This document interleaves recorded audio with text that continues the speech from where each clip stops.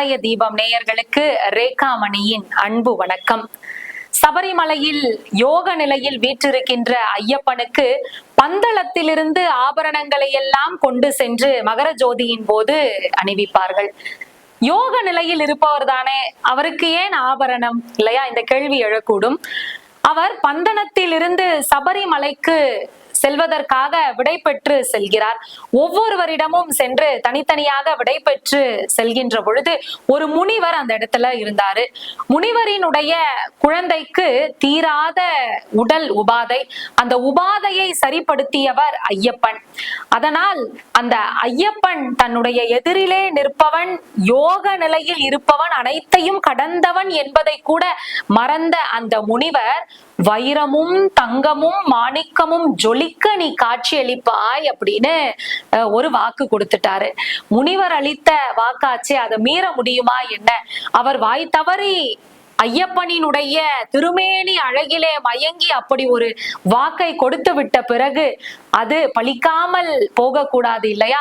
அதனால்தான் மகர ஜோதி தினத்தன்று அதே போல அந்த முனிவர் கூறியதை போலவே தங்கமும் வைரமும் மாணிக்கமும் ஜொலிக்க ஐயப்பன் காட்சி தருகிறான். பந்தளத்தில் இருந்து பெட்டியில் அந்த ஆபரணங்கள் எல்லாம் சபரிமலைக்கு செல்லும். மேள தாளங்கள் முழங்க அந்த ஆபரணங்களை கொண்டு செல்வர். பந்தள நாட்டு இருக்கக்கூடிய அந்த பரம்பரையினர், அந்த அரசனினுடைய பரம்பரையை சார்ந்தவர்கள் அந்த ஆபரணங்களை எல்லாம் பாதுகாத்து வைப்பர். வருடத்திற்கு 56 முறை அந்த ஆபரணங்கள் வெளியே வந்து ஐயப்பனுக்கு அணிவிக்கப்படும். மகர ஜோதியின் போது அணிவிப்பது இன்னும் விசேஷமாக பார்க்கப்படுகிறது. மேள தாளங்கள் முழங்க அந்த ஆபரணங்களை எடுத்துட்டு போகும் பொழுது அந்த ஆபரணம் கூடவே கழுகானது பாதுகாப்பிற்கு வருவது ரொம்ப பார்ப்பதற்கு வியப்பாக இருக்கும். ஐயப்பனே அந்த ஆபரணத்தை பாதுகாப்பாக கொண்டு வந்து தனக்கு அணிவித்து விட்டு திரும்ப அதை பாதுகாப்பாக எடுத்து சென்று சேர்ப்பதாக இது பார்க்கப்படுகிறது. ஐயப்பனை தரிசிக்க பக்தர்கள் எல்லாம் 18 படியை ஏறிவிட்ட பிறகு 2 புறங்கள்லயும் 2 விசேஷங்களை நாம பார்க்க முடியும். வலப்புறத்துல கொடி மரத்துல ஒரு குதிரை காட்சி தரும். இடப்புறத்துல ஒரு மிகப்பெரிய மணியானது அந்த இடத்துல காட்சி தரும். அந்த மணியை வணங்கி விட்டுத்தான் பக்தர்கள் உள்ளே செல்வார்கள். அந்த மணிக்கு அப்படி என்ன விசேஷம் அப்படின்னு பார்த்தோம்னா, பரசுராமர் முதல்ல இந்த கோவிலை பிரதிஷ்டை செய்த பொழுது பஞ்சலோக விக்கிரகமானது அந்த இடத்திலே பிரதிஷ்டை செய்யப்பட்டது. காலப்போக்குல அந்த விக்கிரகமானது சேதமடைந்து வந்தது. 1960க்கு பிறகு அந்த விக்கிரகமானது முழுவதுமாக சேதமடைந்ததால் அதை அப்படியே உருக்கி மணியாக செய்து அந்த இடப்புறத்திலே வைத்தனர். அதன் பிறகு வேறு ஐயப்பன் அந்த இடத்திலே பிரதிஷ்டை செய்யப்பட்டார். அப்படி மூல விக்கிரகமாக முதலிலே ஆதியிலே தோன்றிய ஐயப்பன் மணியாக அந்த இடத்திலே வீற்றிருந்து பக்தர்களுக்கு அருள் வழங்கி கொண்டிருக்கிறார். அதனால் தான் அந்த 18 படியை கடந்த பிறகு அனைவரும் இடப்புறத்திலே இருக்கின்ற அந்த மணியை வணங்கிவிட்டு அதன் பிறகு மணிகண்டனை வணங்குவதற்காக செல்வார்கள். மேல் சாந்தி என்ற ஒருவர் அந்த இடத்திலே இருப்பார். அதே போல மேல் சாந்தியை வணங்கிவிட்டு மணிகண்டனை சென்று வணங்குவார்கள். அதுவும் ஏன், யார் அந்த மேல் சாந்தி அப்படின்னா, அவர்தான் நிர்வாக பொறுப்பிலே இருந்து பல முக்கிய முடிவுகளை எடுப்பதற்கு காரணமாக இருக்கிறார். அதனால் ஐயப்பனுக்கு நிகராக அவரையும் வணங்குவது வழக்கமாக இருக்கிறது. திருக்கோவிலில் நடைபெறக்கூடிய பல முக்கிய நிகழ்வுகளை எல்லாம் தலைமை ஏற்று நடத்துபவராக அவர் இருக்கிறார். அதனால் மேல் சாந்தியையும் வணங்கிவிட்டு உள்ளே சென்று மணிகண்டனை வணங்குவதை வழக்கமாக வைத்திருக்கிறார்கள். இப்படி அந்த சன்னதிக்கு பல விசேஷங்கள் இருக்கிறது. ஐயப்பன் கழுத்தில் மணியோடு பிறந்ததால் மணிகண்டன் என்கின்ற பெயரிலே அழைக்கப்படுகிறார். இப்ப கூட பக்தர்கள் திருக்கோவிலுக்கு செல்கின்ற பொழுது சிலர் கழுத்திலே மணியினை அணிந்து கொண்டு செல்வது வழக்கம்.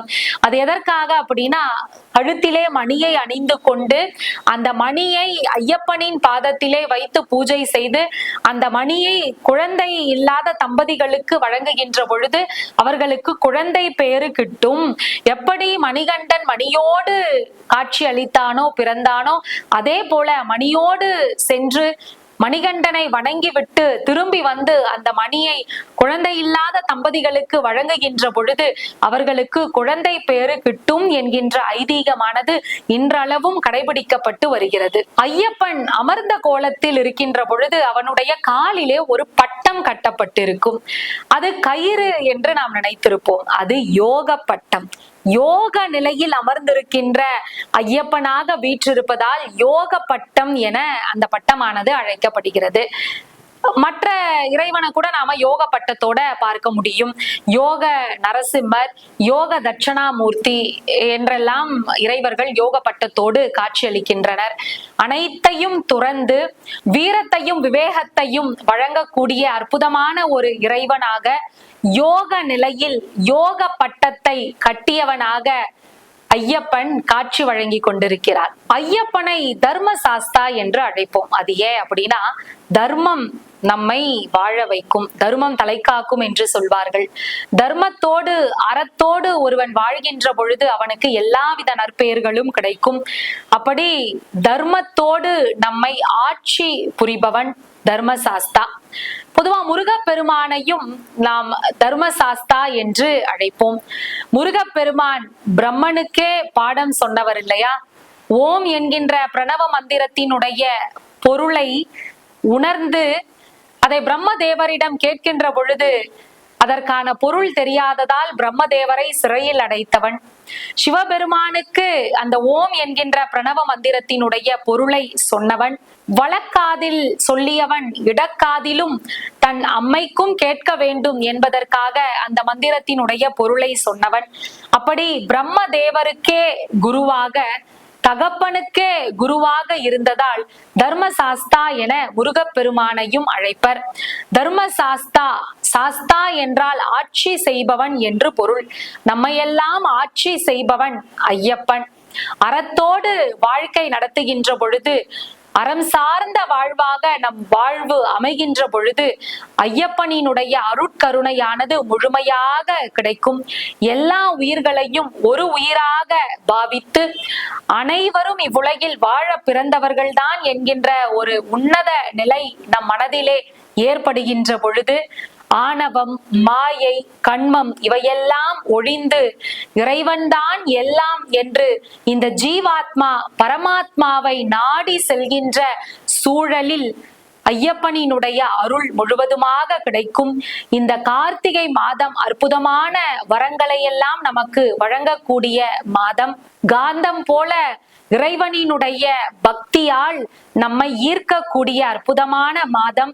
இந்த மாதத்திலே ஐயப்பனை, முருகப்பெருமானை, சிவபெருமானை, விஷ்ணுவை என அனைத்து இறைவனையும் வணங்கி நாம் எல்லாவித நற்பெயர்களையும் பெறுவோம் என்று சொல்லி விடைபெறுகிறேன். நன்றி, வணக்கம்.